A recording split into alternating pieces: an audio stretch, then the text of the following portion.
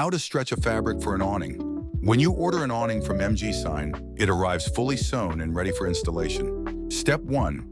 Identify the front and the back of the awning. The side with the molding is the face. Insert the plastic tubing into the fabric edge, then carefully slide it into the channel on the frame. Start with the front side. Use a canvas stretching tool to gently pull the fabric tight. The stitch line should sit directly on top of the tubing, so it's clean and not visible from the outside. If the plastic tubing is longer than the frame, simply trim it with care. Once the front is secure and the fabric is smooth and snug, flip the frame and repeat the process on the opposite side. When you choose shipping from MG Sign, we include all the necessary accessories, including screws and a frame assembly kit.